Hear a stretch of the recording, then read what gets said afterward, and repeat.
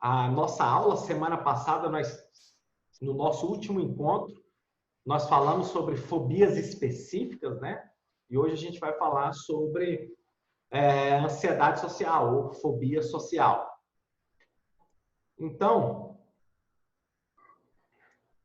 deixa eu mostrar aqui para vocês.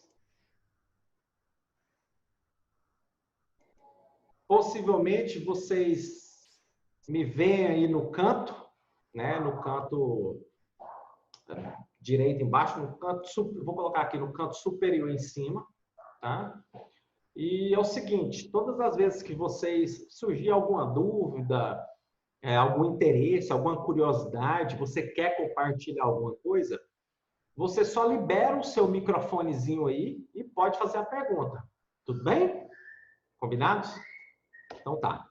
Vocês veem o slide meu nesse exato momento, né? Ok. Então vamos lá. Então vamos compartilhar aqui acerca da ansiedade social. Mas antes da gente começar com os slides, eu quero fazer essa pergunta para vocês. Você é tímido? E aí? Dá um joinha aí, ou balança a cabeça. Ok, a gente tem muitos que são, né? Isso é interessante. E outros que são assim mais sem vergonha, né? Mas vamos lá. Ó, vocês pegaram, alguém pegou um recurso que tem de riscar. Então, assim, você pode fazer a pergunta e riscar aí onde você, de fato, quer compartilhar comigo, tá? E com os colegas. Então, vamos lá.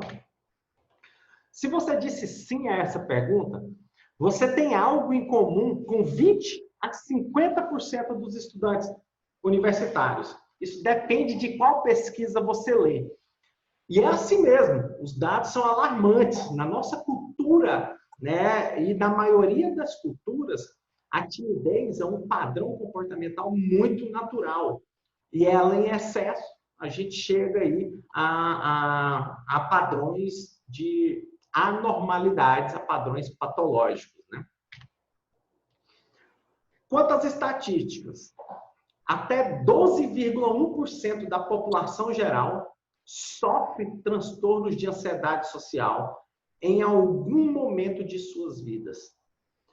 A proporção para o transtorno de ansiedade social é meio a meio entre os sexos, o que na maioria das pesquisas apontam sempre mulheres, né, com ansiedade, às vezes 4 por 1, 3 por 1, no mínimo é 2 por 1.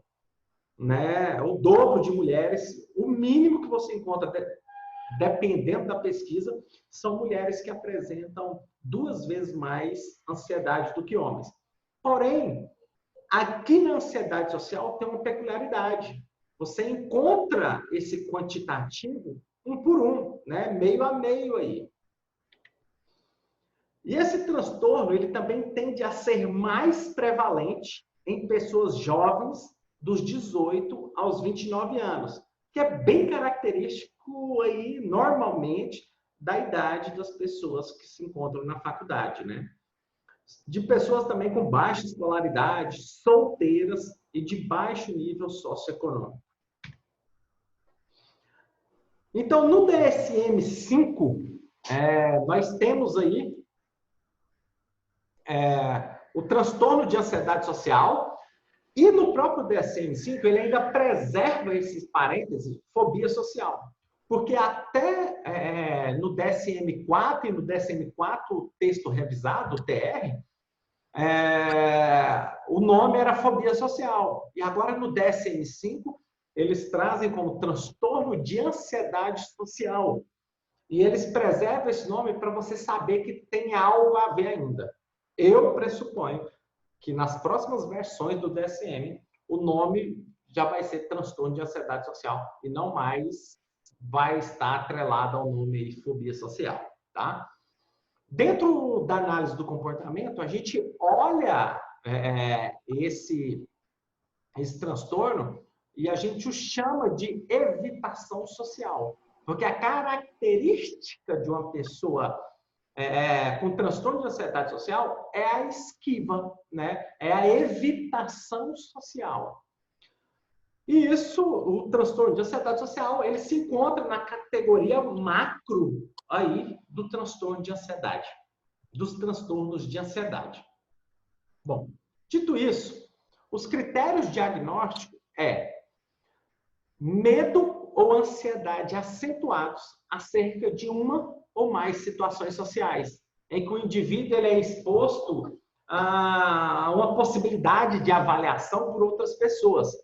Basicamente, é o medo, né, intenso, é um medo acentuado, é um medo exagerado, é um medo exacerbado, ou também a ansiedade acentuada, ansiedade exacerbada, ansiedade exagerada, patológica, de ser simplesmente avaliado, de ser simplesmente julgado pelo outro, né? E esse de ser julgado negativamente pelo outro, de ser avaliado negativamente pelo outro, tá bem? E nessa questão aí desse medo, dessa ansiedade de forma acentuada, inclui interações sociais, por exemplo, manter uma conversa, encontrar pessoas que não são familiares, ser observado, né, comendo ou bebendo alguma coisa, inclusive no banheiro. Tá? De ser observado ali no banheiro, se percebe que no banheiro masculino ainda tem uma peculiaridade, que tem aquele vaso de parede, né? Então, uma pessoa com transtorno de ansiedade social, ela, quando vai no banheiro, ela espera, né? Ela tende a ir naqueles banheiros mais fechados, né? E evitam aquela exposição ali junto daqueles vasos que estão na parede. E situações também de desempenho, né? Diante dos outros. Por exemplo, proferir palestras, apresentar seminários, né? Fazer alguma exibição no qual ela pode ser avaliada e julgada negativamente por outros. Quais são os sintomas? O que a pessoa com ansiedade social ela sente, né? Ela tem aí são todos os sintomas, as respostas fisiológicas, né? De uma pessoa que está dentro de um quadro de ansiedade. Aceleração dos batimentos cardíacos, aumento do ritmo respiratório, tremores, sudorese, desconforto abdominal, a tensão muscular. E aí tem essa característica que é bem específica desse transtorno, que é o rubor facial, né? Quando o rosto fica avermelhado, fica rosado. Tem boca seca, a voz fica embargada, pode chegar a um ataque de pânico ligado à situação social ou precipitado pela situação. Quando eu falo tremores, eu já atendi pessoas com ansiedade social, e um dos tremores que a pessoa tem, das pessoas que eu atendi, em todas elas, 100% das pessoas que eu atendi, elas apresentaram, no momento de ansiedade ou do medo intenso ali, quando a gente estava trabalhando as perspectivas de exposição com prevenção de resposta, elas tremiam os lábios. Ficou assim, uma característica muito evidente de pessoas com ansiedade social. Elas apresentavam tremores nos lábios e evitava o contato olho a olho. Inclusive, uma cliente que eu atendi, nas 3 primeiras sessões, ela só olhou para mim uma única vez nos meus olhos. Ela conversava comigo olhando para baixo. Na ansiedade social ou na evitação social, podemos pensar na função dos comportamentos presentes nesse transtorno.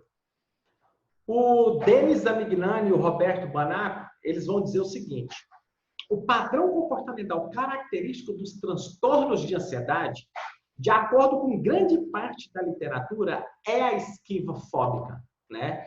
Na presença de um evento ameaçador, ou até mesmo que cause incômodo, E o indivíduo emite uma resposta que elimina, ameniza ou adia esse evento. Então, basicamente, a base dos transtornos de ansiedade é esquivofóbica. É evitar estar diante daquilo que é aversivo, daquilo que é ameaçador, daquilo que causa desconforto. É evitar aquilo que traz um incômodo para a pessoa. E o indivíduo emite uma resposta, né? Ele vai responder diante daquele contexto, diante daquele estímulo ali, de maneira a eliminar ele, amenizar ou até mesmo adiar a possibilidade desse evento, tá? E aqui nós temos aqui um ciclo. Eu fiz aqui um ciclo para vocês, para que a gente possa entender melhor aí a ansiedade social, tá? O medo da ansiedade sentida leva à esquiva de situações sociais e de desempenho, gerando prejuízo ocupacional, acadêmico e social para o indivíduo. Não é um medo simples. Medo a gente sente quando vai falar. A gente sente um medo, a gente sente ansioso quando vamos falar em público, né? E ainda mais se esse público tende a ser um público que a gente não conhece ali muito bem. Isso causa muito prejuízo naquilo que a gente se ocupa a fazer na nossa vida acadêmica, na nossa vida social e nas nossas relações em si. Então, basicamente, nós temos aqui o seguinte. A pessoa sente uma intensa ansiedade que leva a um fraco desempenho. Quando ela sente, né, ela sente ansiosa ali, e esse fato dela se sentir ansiosa, isso cai o desempenho dela. Ela tem baixo desempenho, ela tem um fraco desempenho. Quando ela tem um fraco desempenho diante daquilo que ela está executando, ela apresenta um embaraço social. Começa a se comportar de maneira esquisita, inquieta, um embaraço social. Quando ela apresenta um embaraço social, leva a uma ansiedade antecipatória dos próximos eventos. O que desencadeia os sintomas de ansiedade intenso, que leva à esquiva de situações sociais. Ou seja, a pessoa se esquiva para se sentir bem. A pessoa começa a apresentar esquiva de questões sociais, de situações sociais ou de desempenho, para que ela possa se sentir bem.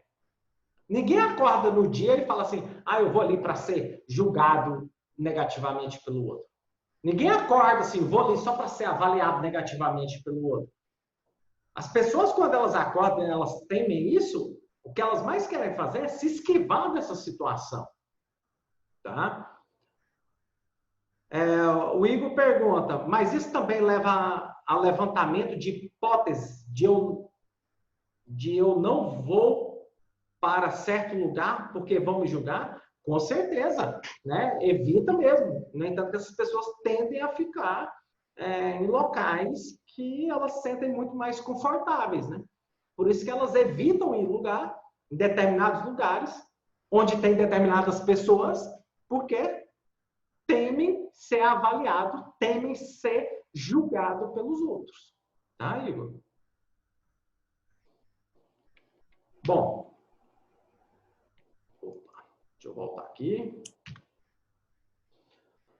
Pessoas com inabilidade para falar em público, elas evitam eventos sociais. Elas restringem-se a limites estabelecidos por elas mesmas, visando uma suposta sensação de segurança. E esse slide aqui, ele já responde a tua pergunta também, Igor. Porque a pessoa, quando ela tem uma inabilidade de falar em público, gente, o falar em público está entre os 10 maiores medos da humanidade. E na nossa cultura está entre os 5 maiores medos da humanidade, do Brasil, né? Na nossa cultura, está entre os 5 maiores medos. Pessoas que têm habilidade de falar em público são raras na nossa sociedade, por incrível que pareça. Nós temos aí 200 e poucos milhões de brasileiros nós temos uma parcela muito pequena que se encontra com a habilidade de falar em público, tá? Justamente por isso que as pessoas evitam essa situação, porque temem ser avaliados negativamente por essas pessoas que a escutam, temem ser julgadas, né, de maneira negativa por essas pessoas que a escutam. O Millerson, ele vai dizer o seguinte: evitações de eventos sociais e disposição traz alívio dos estados de ansiedade no momento em que ocorrem. E, posteriormente, essa evitação passa a ser o modo de se comportar da pessoa. No entanto, a probabilidade de ocorrência da evitação no futuro aumenta. Então, basicamente é isso. A pessoa começa a se comportar dessa maneira, evitando determinadas circunstâncias, evitando determinadas exposições, e aí, de fato, quando, né, ela tem a possibilidade de estar diante de pessoas aí, de ser avaliada, de ser julgada, ela evita esse comportamento. E isso passa a ser o modo da pessoa se comportar em situações semelhantes no futuro.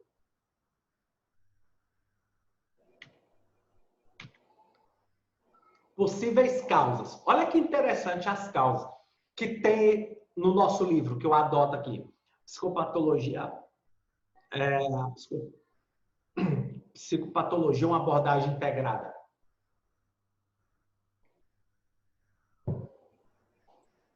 O Oman e o Dimberg, eles observaram que nós, seres humanos, aprendemos mais rapidamente a temer expressões de raiva do que outras expressões faciais. E que esse medo diminui mais lentamente que outros tipos de aprendizado. Então, uma das coisas que a gente aprende a discriminar muito cedo são as expressões de raiva, né, dos seres humanos. São essas expressões de desgosto que estão ali nas pessoas, né? São essas expressões faciais de raiva, de possível perigo nos outros que a gente aprende a discriminar muito cedo. No entanto, que desde cedo você sabe que quando seu pai está com a cara de raiva, sua mãe estava com a cara de raiva ali, ou quem cuidou de você, você discriminava que era muito difícil pedir dinheiro naquela hora, porque você não ia ganhar, porque você já sabia que ali tinha uma cara de raiva. Que seu pedido não ia ser reforçado, né? Então, Navarrete e os colaboradores dele mostraram que os indivíduos com ansiedade social, eles reconheceram mais facilmente faces com raiva do que faces normais. Enquanto os normais, ditos normais, que não tinham ansiedade social, se lembraram das expressões de aceitação. Colocaram frente a frente lá, né? Pessoas com raiva e pessoas com rosto, com expressão de aceitação. Quando voltaram essa pergunta do que as pessoas mais lembravam, as pessoas com ansiedade social, do que elas mais lembravam no rosto das pessoas, foram aquelas que apresentaram a fisionomia de raiva no rosto. Olha só a habilidade que a pessoa tem de ansiedade social, de detectar no rosto dos outros, né, expressões de raiva, ou seja, né, de negatividade. Outros estudos mostraram que os indivíduos com transtorno de ansiedade social, eles reagem a faces com expressão de raiva com maior ativação na amígdala e menor controle cortical ou regulação que os normais. Basicamente, as pessoas com transtorno de ansiedade social, elas reagem a essas faces com expressão de raiva e possuem um menor controle nas suas emoções. Né? A amígdala é o palco das nossas emoções. Então, ela age diante... A amígdala ela fica muito mais excitada do que pessoas com a regulação normal, né, sem ansiedade social. Já o Lund e o Ost, eles demonstraram que as pessoas com transtorno de ansiedade social que viram o número de fotos de faces iriam provavelmente lembrar das expressões de crítica. Outra pesquisa que traz resultados também semelhantes. As pessoas com ansiedade social têm uma habilidade extraordinária de detectar, né, minúcias, miudezas nas expressões faciais dos seres humanos. E olha o que essa pesquisa encontrou. O Fox e o Damjanovic, eles demonstraram, né, pelas pesquisas deles, que a região dos olhos, especificamente, é a área ameaçadora da face. A área mais ameaçadora da nossa face são os olhos. Inclusive, como eu falei para vocês anteriormente, uma das características principais das pessoas com ansiedade social é não ter esse contato olho a olho, né? Esse contato nos olhos de quem ela está se comunicando, de quem ela está falando ali. Uma das clientes que eu atendi, ela era uma professora e ela falou para mim que ela ministrava aula, ela não conseguia olhar nos olhos dos alunos, assim, ela olhava para cima, ela dava aula olhando por cima da cabeça dos alunos, né? Era uma esquiva, uma fuga, né, daquilo que ela estava passando ali naquele exato momento. E aqui está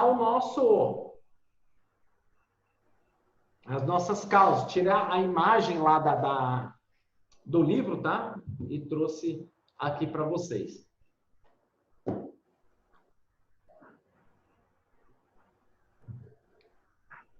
Bom, eu quero saber assim, tá dando para acompanhar? Beleza? Ok, então. Isso, ó, o Carlos Henrique já aprendeu aqui a manusear. Colocou até o joinha aí. Eu sou a gente. Sim. Bom demais. A Vanessa pergunta, esses estudos abrangem várias regiões do mundo? Não, não abrangem. Esses estudos eles foram feitos nos Estados Unidos, tá? E a cultura dos Estados Unidos é bem semelhante à nossa. Inclusive, vocês sabem, dá um espirro lá, a gente pega uma gripe aqui, né? Ixi, ainda mais em época de pandemia de coronavírus. Mas não reflete todas as culturas, tá?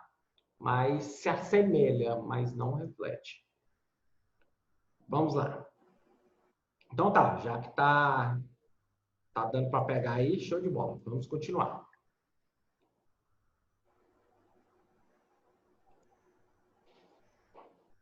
Então aqui nós temos as causas.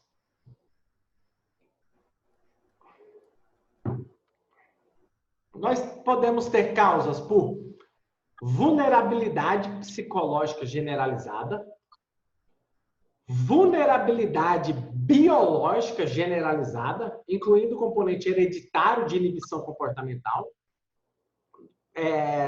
Tem um cara, eu esqueci, tá no livro, né? Eu acho que eu falei para vocês eu bolei a língua aqui. Eu acredito que eu falei para vocês no nosso último encontro de um cara, de um pesquisador, tem a imagem dele no livro, que ele começou a detectar sinais de crianças com 4 meses, né, de idade com inibição comportamental. Então, são crianças que já têm uma vulnerabilidade, né, biológica generalizada, que favorece muito a construção desse repertório, né? Então, você pode ter estressores, né? Que esses estressores podem ter uma experiência direta e levar a pessoa, né, por emparelhamento de estímulos ali, a ter um alarme verdadeiro, ela tem um ataque de pânico por esses estressores, né, através ali, teve uma experiência direta, do tipo, fez uma apresentação e um professor pega e fala assim, nossa, essa foi a pior apresentação que eu vi na minha vida, você é um monte de merda, sei lá, o que me ocorreu aqui agora.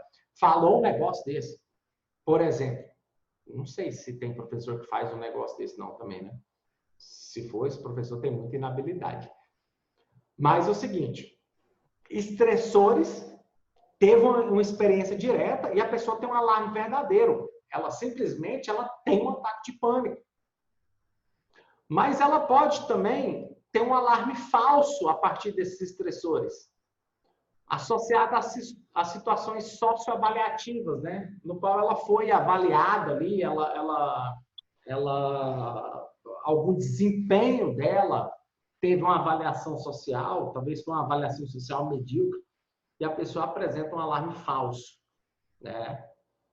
Ou também nenhum alarme, mas habilidades sociais deficientes detectadas. A pessoa pode não ter nenhum alarme, mas ela não tem a habilidade de se comunicar com os outros. Ela tem uma inabilidade social. Pessoas apresentam muita dificuldade de comunicar com os outros. No entanto, que a maioria das...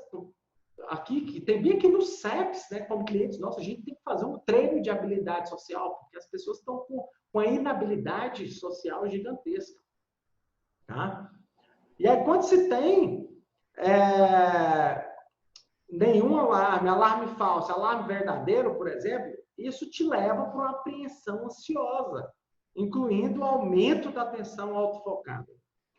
Quando você tem esse emparelhamento de estímulos aqui, estressores, né, com um alarme falso, estressores com alarme verdadeiro, você tem um alarme aprendido, é o que a gente chama de condicionamento. Você foi condicionado, ou seja, você aprendeu a sentir medo, a sentir o medo de ser avaliado negativamente pelo outro.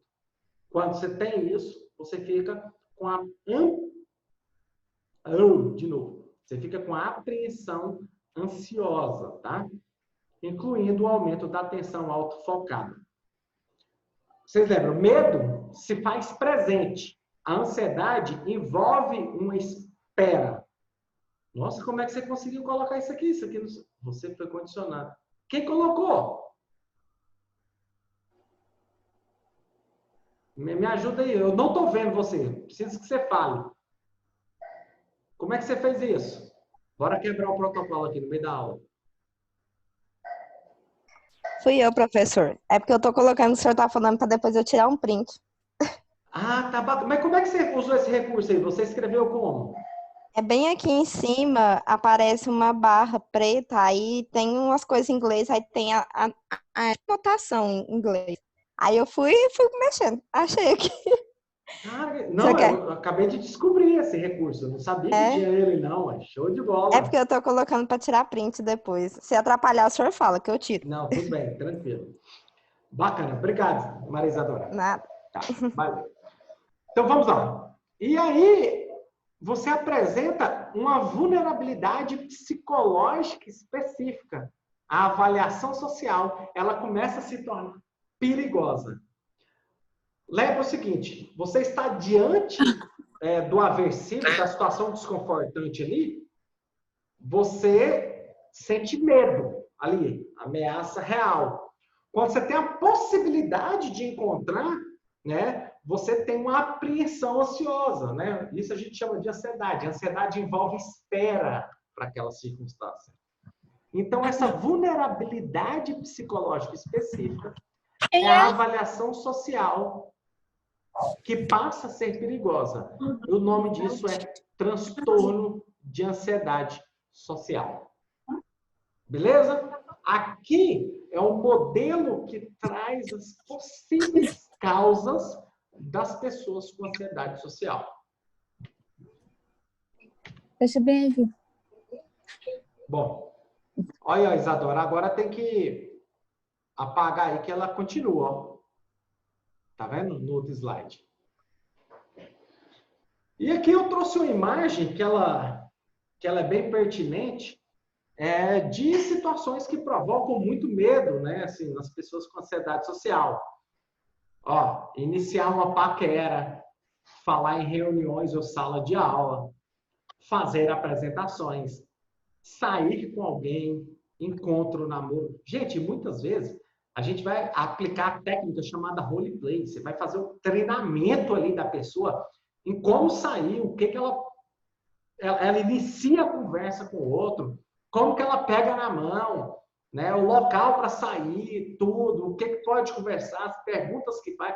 Então, você vai fazendo um roleplay ali, né? Uma técnica comportamental muito utilizada em pessoas que apresentam inabilidade social. Roleplay ensaio comportamental e treinamento de papéis são 3 nomes para a mesma técnica, tá? A gente está falando da mesma coisa. Participar de entrevistas ou prova orais, conversar com pessoas de autoridade, chefe, professor, políticos, determinados políticos, né? Conversar com pessoas de autoridade. Ser observado enquanto trabalha, né? Aí está muito ligado ao desempenho. As pessoas temem ser avaliadas ali na hora que está fazendo algo. Expressar uma opinião contrária, ir a festas, entrar em um local durante um evento, ainda mais se for atrasado. Deixa eu contar uma para vocês aqui, ó. Teve uma cliente que eu atendi, eu tenho um princípio básico que eu até ensino para os meus clientes. Se o seu cliente não, para os meus supervisionandos, né? Se o seu cliente, esse horário que o seu cliente tem com você, ele é do seu cliente. Então, se está lá de 2 às 3, você vai ficar lá de 2 às 3 horas aguardando. Eu tive uma cliente, né, com ansiedade social, estava marcado, vamos supor aqui vamos imaginar aqui um horário hipotético de 2 às 3. E eu fiquei de 2 às 3 aguardando ela. Faltando 5 minutos para as 3 horas, ela entrou no consultório e falou assim, olha, fui eu que marquei a sessão e eu só vim aqui, eu fiquei ali fora o tempo todo criando coragem para poder vir aqui. Mas eu só vim para te falar que agora eu criei coragem que semana que vem eu vou estar aqui na sessão. Olha só que interessante. Tá? Cadê aqui o nome? Entrar em local durante o evento. Então, assim, muitas vezes as pessoas chegam bastante adiantadas para evitar essa questão de atraso, porque morre de vergonha entrar com atraso e as pessoas observarem. Conhecer pessoas novas apresentam grande dificuldade. Falar com desconhecidos. Escrever enquanto está sendo observado. Beber ou comer enquanto está sendo observado e usar banheiros públicos. Aqui são situações que mais trazem medos, né, para as pessoas com ansiedade social.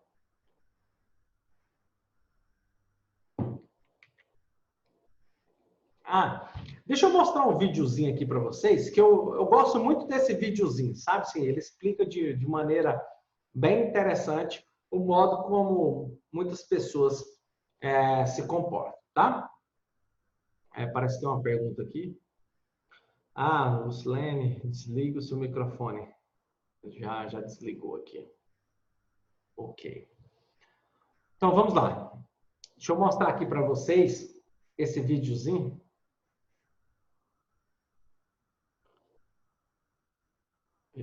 Cadê aqui? Espera aí. Tem que ter zelo para não mostrar o que não precisa ser mostrado, né?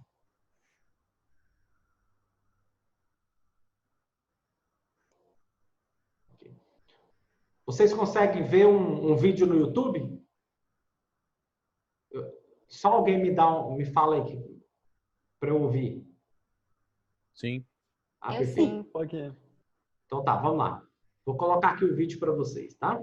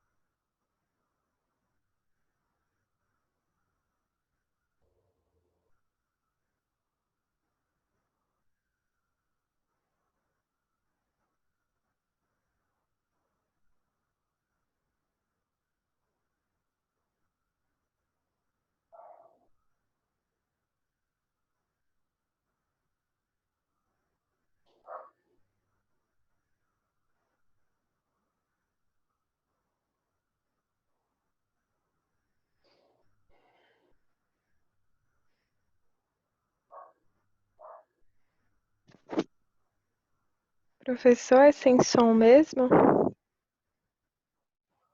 Não. Vocês não estão escutando? Ou só a Camila? Não. Não, tá sem som. Não, não tá estamos. sem som. Né? Foi não. Sem som. Acabei Tá de sem perguntar também. Pelo amor de Deus. Deixou 2 minutos e meio. Não, vocês estão de brincadeira. Eu pensei que era sem som, que eram só os Não, desenhos. não, não. Eu também. Também pensei que era só os desenhos. Matheus está aqui comigo agora. Me fala, me dá joinha aí, todo mundo, se vocês estão escutando, tá? Só um minuto. Beleza.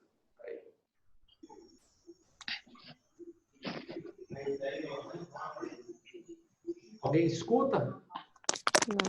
Não, Não. Escuta, Matheus. tô escutando não. Tá mudo. Negativo.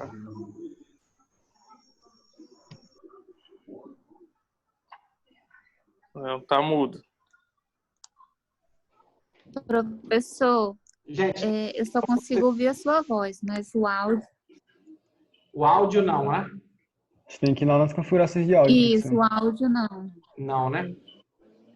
Vai lá em áudio lá, clica no microfonezinho, então Leave Compute Áudio, deve ser esse. Para o o áudio do computador.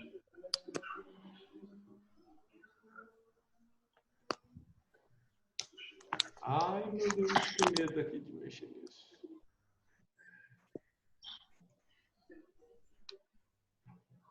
Vocês escutam? Não. Tá mudo. Tá, gente, é a primeira vez que eu tô colocando, eu achei que ia dar certo. Manda pra gente o link, qualquer coisa, a gente vê depois ou agora, não sei. Espera bem, deixa eu fazer bem que eu teste. Professor. Bom, vocês me escutam? Me Sim. escutam? Então tá. Sim. Ok. Gente, eu vou mandar agora aqui no WhatsApp de vocês. Vocês escutam em outro momento, tá? Beleza. Ok. Perdoa aqui que eu achei que ia dar certo aqui o jeito que eu fiz.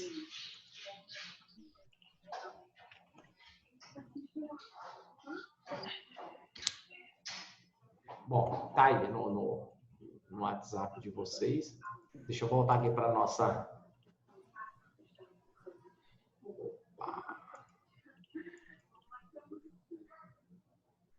O que vocês veem na tela? Seu WhatsApp. WhatsApp. Agora que saiu. Que perigo! Família vaqueiro, hein? Eita, rapaz. Já saiu. Esposa. Pronto. Então tá, vamos lá. Bom, é um videozinho de 5 minutinhos. Ele, assim, explica muito claramente. Eu sou apaixonado nesse videozinho, tá? Eu acho ele bem interessante. Eu acredito que vai agregar aí com vocês, tá bem? Mas que bom que alguém me avisou que não estava tendo áudio, né? Por favor. Vamos lá. Vamos voltar aqui. Aí, gente, calma lá, que nós só estamos 1 hora de aula. Tem mais 2 horas ainda. Então, que interessante esse vídeo aí. Aí a gente vem para uma perspectiva de tratamento, né?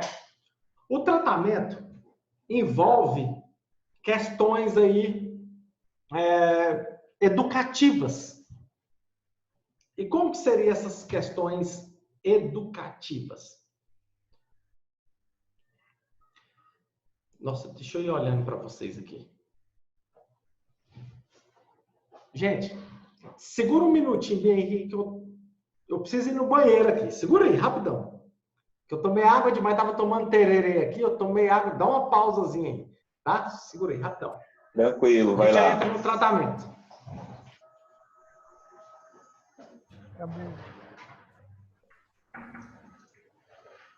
Cadê o Vitor? Vitor, você Oi, vai Igor. Cadê? Fala, doidão. Foi por mim. Ai, aquele! Foi? Olha, meu Cadê? amiguinho. Pegando uma parada bem aqui.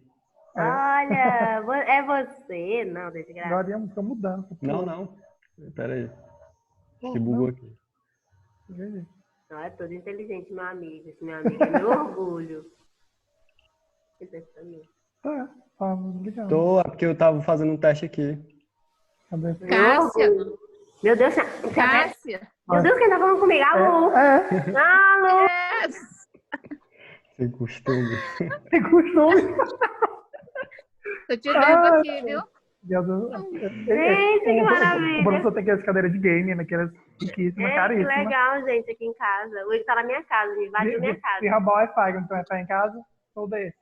Tururu. Minha mãe. Ah, Vi, saudade do meu amigo, só pode virtual. Oi, meu amigo. A besta. Eu tô tossindo. Pega. Deixa eu sair daí. Ó, eu preciso da tua cara. Sai daí, vai que é coronavírus. Vou te banhar de com álcool. 70 e soda. Dá um banho de descarrego nela, pô. O Vitor mandou te dar um banho de descarrego.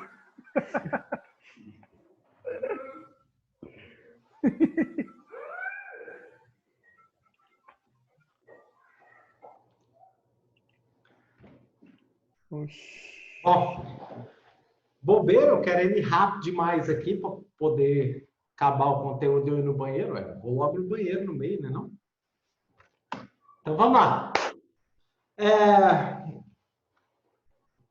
o seguinte, tratamento envolve questões educativas, ou alguns chamam de psicoeducação, né?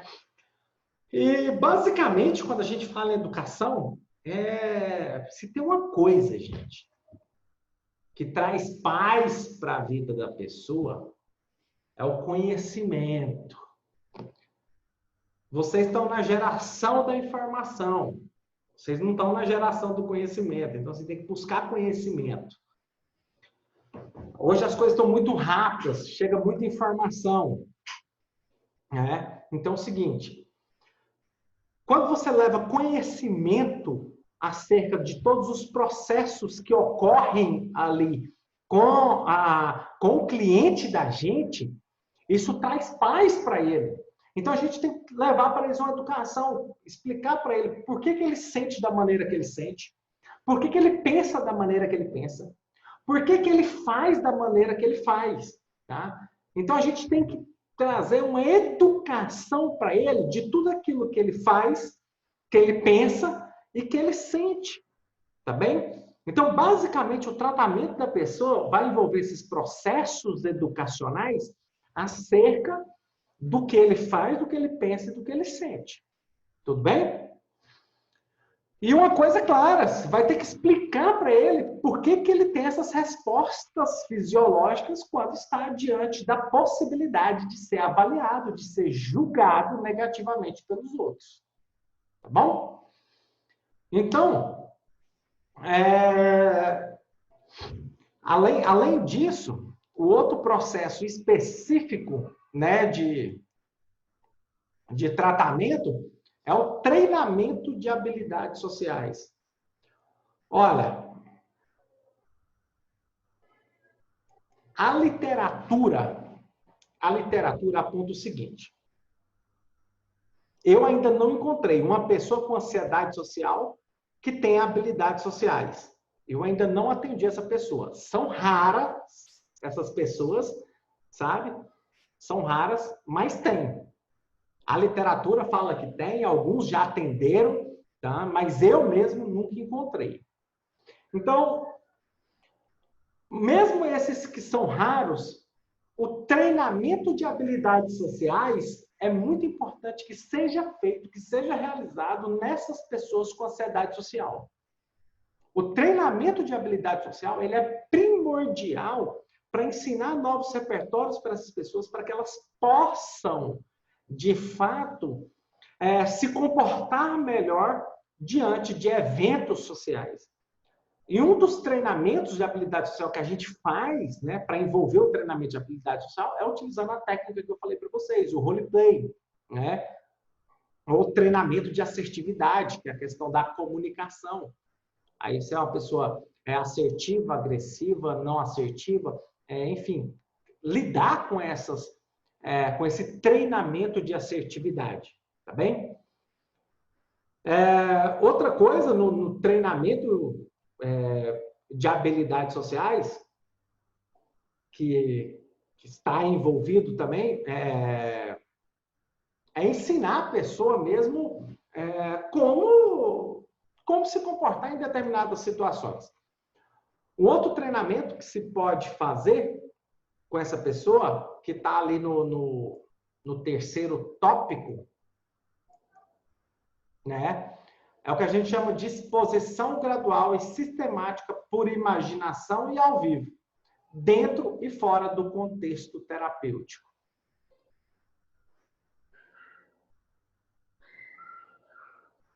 Maria Isadora pergunta, seria uma habilidade social o treinamento para falar com outra pessoa? Sim. Treinar uma pessoa para falar com a outra, isso é treinamento de habilidade social. E às vezes você faz um treinamento de assertividade, né? Que é ensinar a se comunicar muito bem com o outro, né? Falar sem ser de maneira agressiva, falar sem ser de maneira não assertiva e falar de maneira assertiva, que é conseguir aquilo que você almeja com o outro. O trabalho da Lorena, que está de licença maternidade, que está lá na frente do CEPSI, o trabalho dela foi um trabalho muito interessante, no qual ela ensinou a habilidade social de uma universitária a emitir perguntas para o professor. Uma pessoa que já estava há 5 anos na universidade e nunca tinha feito uma pergunta sequer para o professor. Olha que inabilidade que essa pessoa tinha, olha o sofrimento dela. E aí ela ensinou a pessoa a fazer perguntas para o professor sobre sobre a disciplina que ela tinha. E ela, mesmo assim aprendendo, sabe como é que ela foi encorajada? Ela pegou, colocou no braço o caderno com as perguntas e chegou no professor e fez 6 perguntas de uma vez só. Professor, posso te fazer uma pergunta? Pode fazer. Ela pegou, tananana, tananana, tananana, tananana, fez 6 perguntas de uma vez só. Pra você ver, né? Ela já conseguiu fazer pergunta e ainda fez de maneira assim, muito desajustada. Ainda você precisa fazer treinamento de assertividade para melhorar ainda mais essa questão. Ok? Então, assim, o outro tratamento a ser utilizado é o treinamento de exposição, né? É o treinamento de exposição gradual, no qual você leva a pessoa, né? Existe tempo previsto para o tratamento. Normalmente se fazem 12 sessões, né, de treinamento. 12 sessões. Mas isso varia, como vocês sabem, de pessoa para pessoa, tá, Vanessa? Então, tem um mar de complexidades aí que pode envolver. Eu já atendi uma pessoa que foram 9 sessões. Já atendi outra que foram 32 sessões, sabe? Essa de 32 sessões eu sei assim tão bem específico, porque eu tenho todos os dados que era para eu colocar para uma publicação, que foi um case assim, né? Foi bem bacana, mas eu nunca coloquei, não consegui ainda colocar isso para publicação. Mas agora, recentemente, eu estou escrevendo, né, até um dos artigos que a gente mandou para uma revista muito importante da psicologia, sobre evitação social. Chama As Bases Neurais, né, de uma pessoa com evitação social. Né? A gente vai trazer uma perspectiva aí das neurociências com a análise do comportamento, trazendo essa perspectiva de pessoas com evitação social. Já foi mandado já para a revista, vamos ver, possivelmente, eu acredito, eu e minha orientadora, que deve ser publicado, porque não tem nada disso na área ainda. O Vitor coloca aqui, lembrei do caso do Nick, se não me engano, que a Bruna apresentou no Caos no ano passado. Não, a Bruna apresentou o caso, foi de fobia de altura, né? Foi de fobia de altura, não foi de ansiedade social, não. Professor, mas deixa eu relatar aqui. No caso, esse caso, Nick, ele parece muito com fobia social, porque eu acompanhei esse caso. Porque ela fez um treino de habilidade social para ele chegar na gente da recepção para poder avisar. Tipo, ela fez um treinamento com ele de uma sessão, não atender se ele não chegasse na gente, na outra ele chegar para poder falar com a gente. É Não, muito parecido. perdão. Não, ela apresentou 2 casos lá, porque ela apresentou o TCC dela. Esse não é o caso do TCC dela, não. Sim. Tá? Mas Então, assim, possivelmente deve ser. Eu não conheço o caso do Nick. Sim. Tá? Nesse vídeo que o bonequinho tem um corpo caído e tudo mais, é igualzinho, tipo, é o paciente dela todinho, me lembra. Por isso que eu intervi, mas eu vou voltar. A Juscelia, que foi minha orientada, ela formou agora em dezembro, ela atendeu um caso semelhante, que aí foi feito o treinamento, desde o momento que ele chegava lá no NAC, né? Lá embaixo, ali na fisioterapia, cumprimentar as pessoas, pegar o elevador junto, tirar o fone de ouvido, que ele só ficava com fone de ouvido, né? Então foi feito todo um treinamento também. O caso dela foi magnífico. Inclusive, ele só ia para o sepse com a mãe. O primeiro ganho foi ele ir para o sepse sem a mãe, sabe? Ele pegar o ônibus sozinho e chegar lá, falar bom dia, boa tarde. Ela já estava esperando ele lá embaixo, né? Para fazer todo esse treinamento. Mas foi bem bacana também, né? Tá. Então, assim, eu não vi ela apresentando o caso do Nick, né? Mas, possivelmente, se tem esse treinamento aí, foi, de fato, um caso de ansiedade social. Fernanda, eu sofro muito para apresentar trabalhos em sala. Geralmente, eu tinha ansiedade que eu nem ia nessas aulas. Já reprovei por não apresentar trabalhos. Porém, em outros lugares, eu sou extrovertida. Isso seria ansiedade social? Olha, você precisa avaliar, porque tem indícios, né? De que você possa estar sofrendo com esse ambiente aí, né? E se isso começa a interditar a tua vida, né, em caso até te levando a reprovações, é uma coisa que você precisa cuidar, né? Tá, Fernanda? Matheus, como seria uma pessoa com ansiedade social e que possui habilidades sociais? Uai, a Lauriane, professora Lauriane. Ela tem ansiedade social e ela tem habilidade social. E eu posso falar o nome dela e usar o nome dela, porque ela já escancarou isso nas redes sociais, tá? E aí eu sempre falo assim, vou usar seu exemplo lá na minha aula de psicopata. Né? Depois vocês podem perguntar para ela fazer, por exemplo, para a Lauriane falar em público com microfone, cara, ela sofre demais. E ela tem essa habilidade social, ela tem a técnica. Vocês conhecem a Lauriane, quem fala o nome dela. Vocês sabem que ela tem habilidade social de se comunicar, né? Mas se ela vai falar, por exemplo, no microfone com um papel assim, ó, o discurso dela tá pronto, ela consegue fazer o discurso com papel. Mas se for só no microfone mesmo, tete a tete ali, ela apresenta grande dificuldade, tá? Mas que bom fazer essa pergunta. Normalmente eu dou um estímulo discriminativo, né? Eu dou um estímulo para saber se eu vou ser reforçado com aquilo ou não. Eu já pontei mesmo para ver se saiu uma pergunta, mas é muito interessante isso aí. Ok? Então vamos lá. Uma coisa que se trabalha bastante é a exposição, né? A que mais é utilizada. Não, Vanessa, ansiedade social, né? Tem casos que é de ansiedade social mesmo, mas não interdita a vida da pessoa, né? Tá? Então, é o seguinte, você sabe quando se torna patológico e começa a interditar a vida da pessoa, né? Que ela para de fazer aquilo que normalmente ela faria em circunstâncias semelhantes.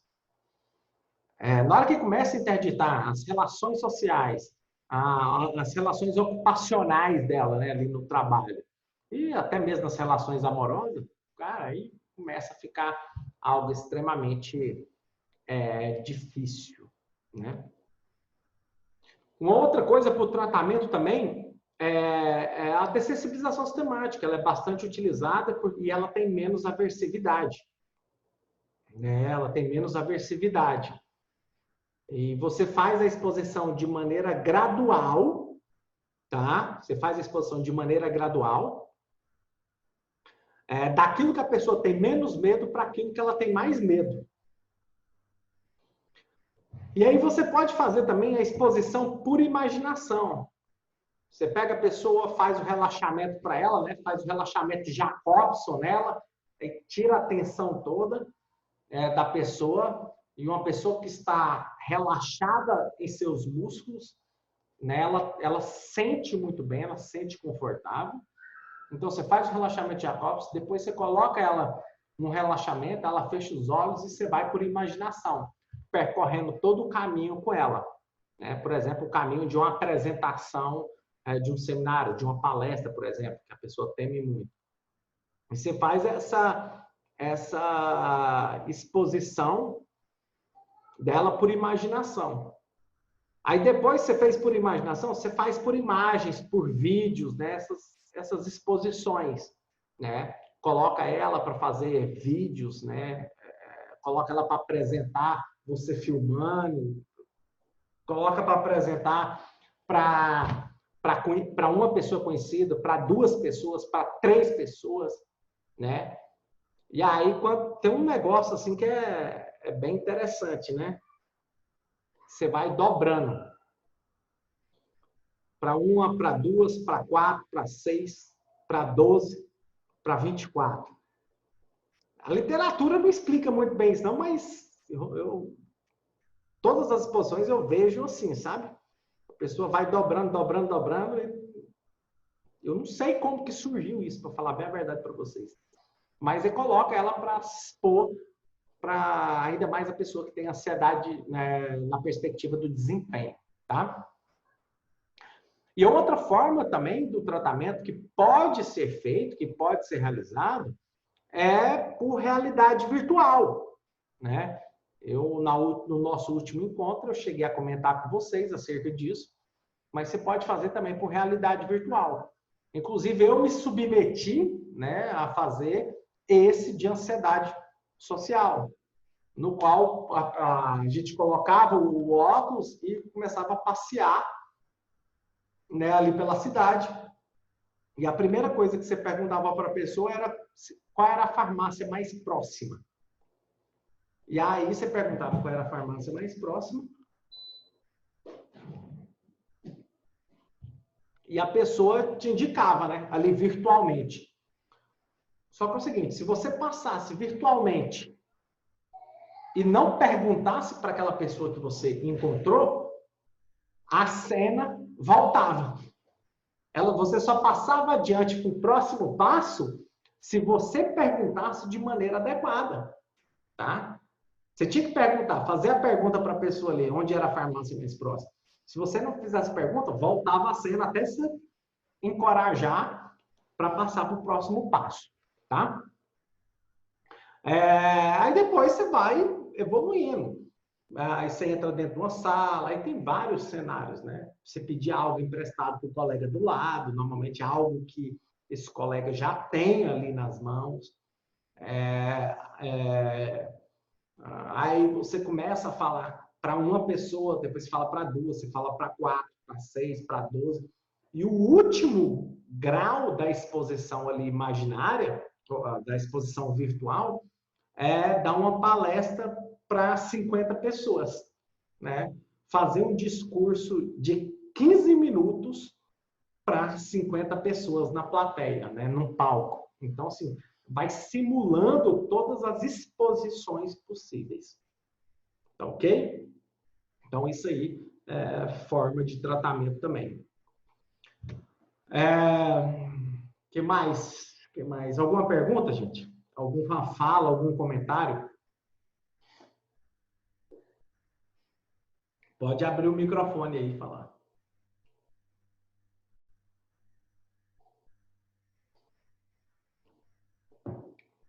Eu tô falando que o povo fica calado mesmo, né? Até semana que vem você já vão estar mais desembaraçado, viu? Professor, Hum. é a Lucilene. É uma dúvida, assim, não é uma dúvida, só para esclarecer, esse tratamento pro imagem, a gente por aqui não tem acesso, né, aqui no Tocantins, assim, como que a pessoa pode ter acesso, assim, para, vamos supor, para treinar, entendeu? Participar. Olha, é só ter um terapeuta que tem coragem de comprar. A gente pode ter acesso, né? Só comprar o software. Na época ele estava em torno de R$ 8.000. Há cerca de 3 anos atrás, quando eu estava lá no congresso, eu me submeti a ele. Eram R$ 8.000, né? Se tiver algum psicólogo com coragem de fazer isso, ou um psiquiatra, e, enfim, a gente vai ter aqui no Tocantins, né? Entendi. Né? Mas, assim, quando você não tem com cão, você caça com gato, né? Então, enfim, você busca outras formas. Você pode fazer por imaginação, você pode fazer real. Você tem outras formas. Você tem outras formas de fazer, né? E você tem muitos recursos para fazer isso. Tá? Então, tem outras formas também. O virtual surgiu agora. Não, tudo bem. Eu só perguntei assim, só para eu ter ideia de como que seria o acesso. Ó, a gente começou um grupo agora novo lá, com o Fabiano, eu, Fabiano e o Pierre lá, e basicamente eles têm desenvolvido lá na ciência da computação da UBRA, né, algumas coisas desse sentido. O primeiro deles foi sobre a fobia de altura, né? Então, a partir disso, a gente vai começar a mexer em mais circunstâncias aí, tá? Então, quem sabe a gente tenha mais possibilidades mais adiante, tá? Professor, Oi.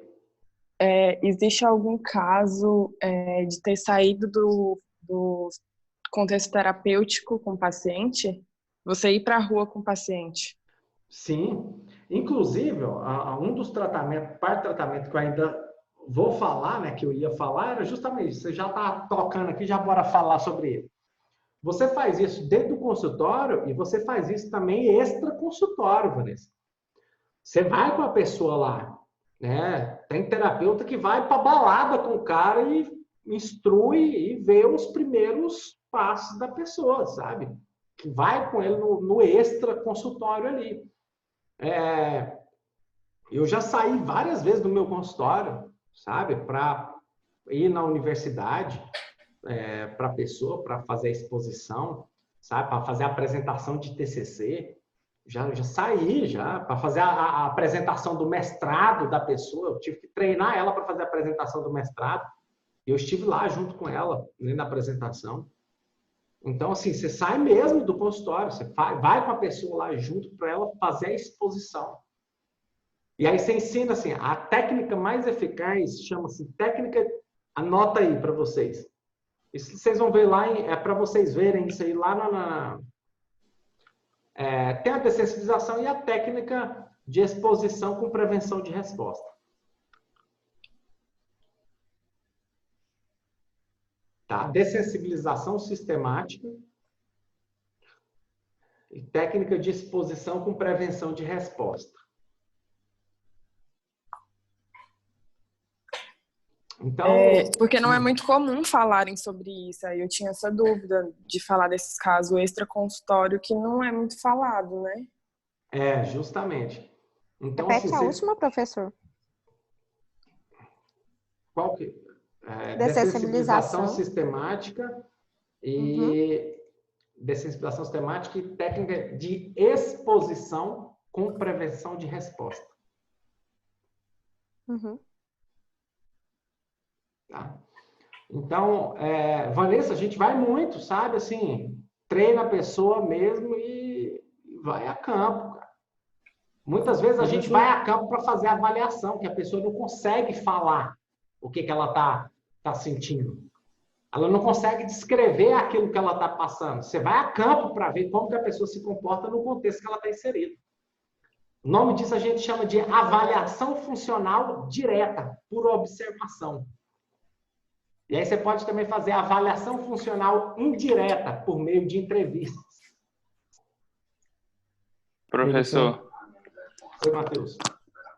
No caso dessas pessoas que estão aí, que no caso o psicólogo acompanha extra consultório, não existe caso delas ficarem mais assim travadas por saber que tem alguém acompanhando elas, até mesmo avaliando, porque é complicado, de acordo com o que você está falando aí, que essas pessoas com fobia social já ficam mais travadas quando estão sendo observadas. Então, até com o psicólogo pode ter essa possibilidade dela ficar, não ser ela mesma ali. Sua pergunta é maravilhosa, Matheus, porque é o seguinte, você mora com quem? Eu moro com minha mãe e meu avô veio para cá um dia desse. Pronto, você mora com sua mãe. Vamos imaginar que você tem medo do escuro, você está sozinho. Uhum. Mas se tua mãe está junto contigo, tu enfrenta o escuro? Sim. Uma grande possibilidade, né? Então, basicamente é o seguinte, o terapeuta, ele gera um vínculo muito bom, cara. Tem uma relação terapêutica muito boa. Então, assim, quando você tem um vínculo bom com o seu cliente, quando ele sente confiança, porque a confiança vem no processo, tá? Então, tem esse ganho de confiança, tem essa relação terapêutica, você propõe isso para ele e ele aceita. Você só vai fazer se ele aceitar, entendeu? Muitas vezes eles propõem isso para a gente. Você pode ir comigo? Né? Então, assim, muitas vezes você propõe. Só que é o seguinte, você tem que estar claro isso para você, você tem que ter clareza quanto a isso e você tem que deixar claro isso para o seu cliente. Você vai as primeiras vezes com um reforço ali e depois você usa o reforço que a gente chama de reforço intermitente, né? Que vai acontecer de maneira natural as coisas, não mais com a presença do terapeuta. Porque quando você vai deixando a pessoa, você vai tirando mais sua presença e vai deixando mais a pessoa, ela vai tendo reforçadores naturais. E isso fica mais forte o comportamento dela. Inclusive, prevê recaída. Tá? Então, assim, eu posso ter muito medo de uma coisa, mas se tem alguém que eu confio do lado, cara, eu enfrento esse medo. Né? É verdade. Tá? Muitos são assim,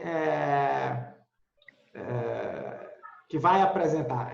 Só para você ver como é que é interessante. A gente tem muitos professores que fazem psicologia, né? Sim. Da faculdade ali, nós temos muitos professores. Tinha uma pessoa que tinha dificuldade de fazer a apresentação. E aí essa pessoa caiu no grupo de um dos professores.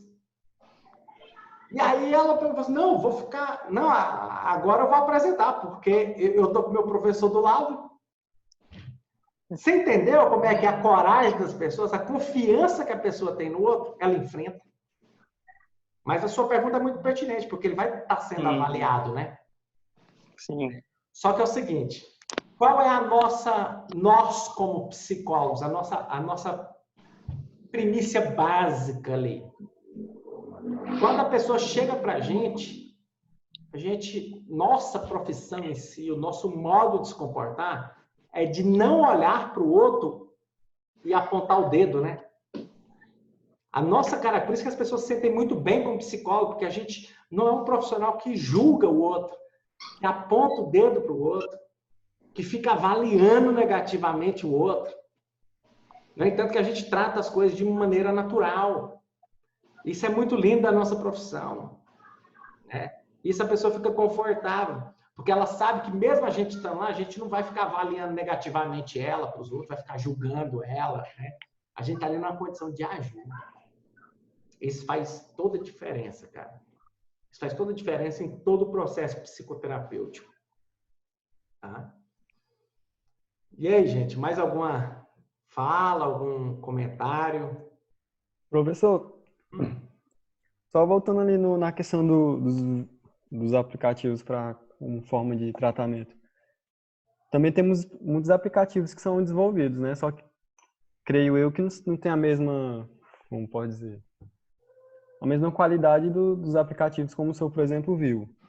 Um amigo meu estava desenvolvendo um aplicativo do TCC dele para mais ou menos para quem tem fobia a sangue, que ia ver através da câmera dele o sangue em objetos, materiais.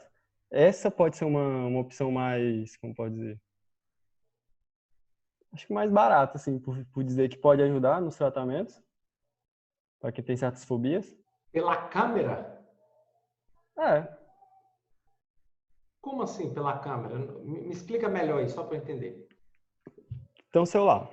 Aham. Aí você abriu o aplicativo pelo celular. Ah. Pelo que entendi, foi isso que ele me falou. Até botei lá no trabalho. E através do celular, ele ia apontar o celular para algum lugar, para o seu braço, para algum lugar. E o celular ia reconhecer o objeto e ia colocar a mancha de sangue lá. Seja o que for. Ah, entendi.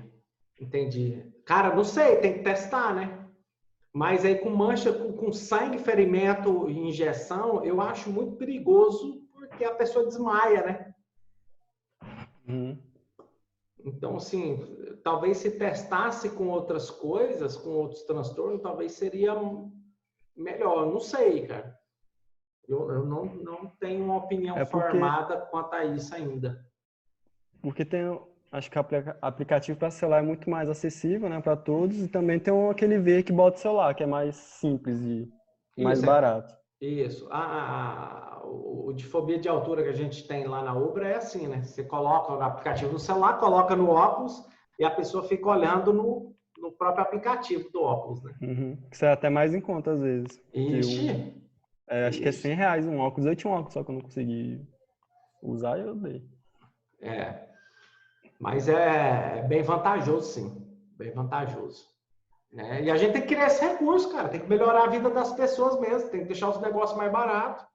Né? Faz um aplicativo desse aí, fazer um aplicativo para uma fobia específica, igual de altura lá.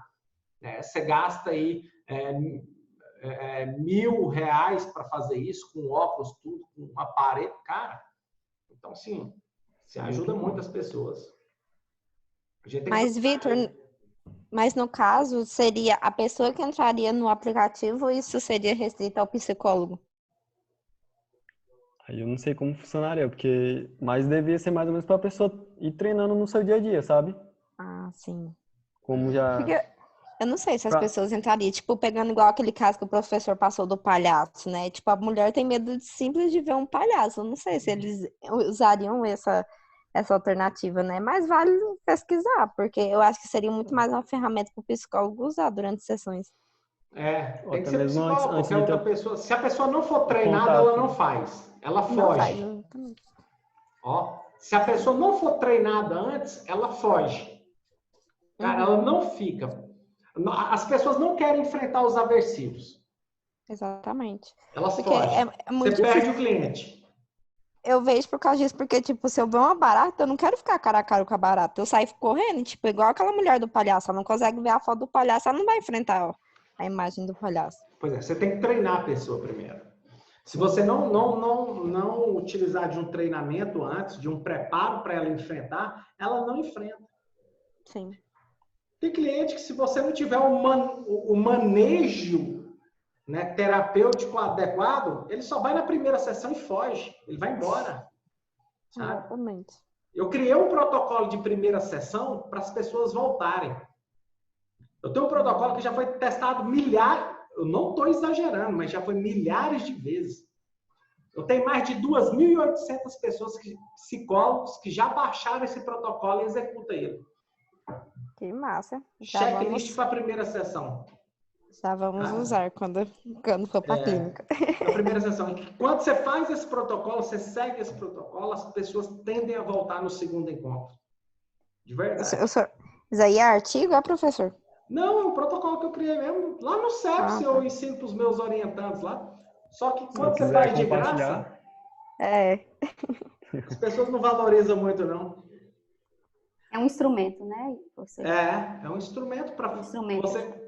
Na realidade, é um checklist de como fazer a primeira sessão. Né? Então, assim, eu disponibilizo isso para os profissionais. E aí, depois vão lá, me paga minha hora de supervisão e eu ensino isso, a pessoa fica das mais alegres do mundo e paga. Já pode disponibilizar pra gente. Que bacana. Também, né? Eu disponibilizo. Eu disponibilizo ele de graça na internet também. Aí as pessoas baixam, só colocam o e-mail e já chega no e-mail delas. Que bacana. Eu fiquei com a impressão de que esse tratamento é um tratamento fácil comparado a outros transtornos. Sei lá. Pode-se dizer isso, assim? Eu não acho nada fácil, de verdade. Sim. Então, foi essa impressão que ficou, comparado quando a gente estudou outros transtornos. Outros casos. Olha, tem tratamento que é muito mais complexo pelo resultado que a pessoa apresenta, né? Ela demora mais a apresentar resultados. Por exemplo, com toque, as pessoas tendem a fugir muito quando você vai para a exposição. Foge muito de enfrentar a situação. A bipolaridade é um outro tratamento difícil, sabe assim? E borderline, para mim, eu creio esses aí são os mais difíceis de lidar com a situação. Tem outros que as pessoas respondem mais rápido. Mas, olha, eu já tratei pessoas com transtorno do pânico que foram 6 vezes, foram 6 sessões. Não é que significa que é rápido, que é fácil. Eu acho muito difícil, de verdade. Eu estudo pra caramba, eu tenho um zelo gigantesco e eu acho difícil mesmo. Às vezes, assim, o modo como as pessoas escutam pensa que seja fácil. Eu não acho fácil, de verdade. Teve uma criança de 8 anos de idade que ela precisava fazer uma cirurgia. E uma cirurgia de fimose e outras coisas mais que estava tendo complicação. E os médicos e a equipe no ambulatório lá de Gurupi tentaram fazer essa cirurgia várias vezes e a criança, desesperada, não conseguiu. Aplicaram anestesia na criança e a anestesia não pegou, sabe? Eles entraram em desespero porque precisavam fazer com urgência ali aquela cirurgia. E eles mandaram para eles, não tinham recurso, a família não tinha recurso financeiro, mandou para a clínica escola. Quem fez o atendimento foi uma aluna, hoje ela é colega de profissão, né, chamada Samantha Tridente. E a gente pegou específico, tal, passou o caso, eu liguei para o médico, conversei com o médico, tentei entender o que tinha de fato acontecido, ele descreveu para mim com maestria o que tinha ocorrido. E a gente foi fazer o tratamento, né? Eu falei assim, quanto tempo eu tenho para até fazer essa cirurgia? Ele falou assim, 1 semana. Eu falei assim, não, tá doido. No mínimo de 2 meses aí, né? Para eu poder fazer algo. E a gente começou a fazer atendimento 2 vezes por semana e às vezes alguma sessão foi dupla. Mas em 9 sessões, na realidade, na 9ª sessão, ele aceitou fazer a cirurgia e aceitou ir lá conhecer o local. E aí a gente preparou todo o ambiente, preparamos o médico, preparamos as enfermeiras, o pessoal que está trabalhando, para receber ele lá. E a gente foi lá e mostrou para ele, deu previsibilidade para aquela criança. E aí a gente levou ela para lá, no final, na 9ª sessão já, depois que a gente foi. Ele temia muito seringa, ver a seringa ali, que ele precisava tomar uma injeção? Pois é, injeção, mas que adormece, meu Deus. Anestesia. Anestesia. Demora demais, gente. Me ajuda aí mais rápido. A anestesia, né? E a anestesia, se eu não me engano, era no pé do pênis que tinha que colocar ali a anestesia. Alguma coisa assim. Era na região do pubis ali. Enfim. tô falando aqui, mas eu não lembro onde é que era, não. Sei que aquilo, na hora que ele via, ele enlouquecia a criança. E aí o que acontece? A gente fomos lá no ambulatório, pegamos injeções, né, várias ali, e deixamos mais distante. Vou contar só um resumo para vocês. Deixou assim mais distante para ele, e ele ficou no início do consultório e no final do consultório estava lá aquele tanto de injeção. Aí cada vez mais a gente aproximava ele e aproximava as sessões, mas ele não pegava nessas injeções. E aí um dia ele chegou e estava um monte de imagem nas paredes, né? E aí foi trabalhando. Sei que nas penúltimas sessões ele fez sessão já com a seringa, né, nas mãos e levou para casa a seringa para brincar de jogar água, guerrear com o irmão. Enfim, então a gente foi fazendo todo esse trabalho. Sei que na 9ª sessão ele já esteve lá no consultório, onde ele ia fazer, na sala de cirurgia. E a gente deu previsibilidade, tudo que ia acontecer. A hora que ele ia chegar, ia vir tal enfermeira, depois ia ser esse médico, ele ia estar sentado em tal lugar. A gente deu previsibilidade de tudo que ia acontecer. E ele aceitou fazer a cirurgia e foi assim que foi feito. Foram 9 sessões. Foi um mês, sabe? 1 mês e meio. A gente conseguiu ter esse resultado para que ele pudesse fazer a cirurgia. Aí você fala assim, então foi fácil, foi rápido. Cara, não significa que rapidez seja fácil. De verdade, não pensem nisso. Se alguém está colocando na tua cabeça que um tratamento psicológico para essas coisas é fácil, é o Satanás, não é o professor. Tá bom, gente? Mas, porque às vezes a gente pensa mesmo que algo que de fato aconteceu ali rápido, né, foi fácil. Mas eu não acho, não. Na realidade, eu não acho na psicologia nada muito fácil, não, sabe? Assim, depois que você tem clareza das coisas, você consegue executar, ter bons resultados, você ter belos resultados, mas quando você tem clareza, o ser humano é muito difícil lidar com ele, tratar com ele, né? Ok? Mais alguém? Baratas são apavorantes mesmo. Ou o Wagner que chora, menino, com slide.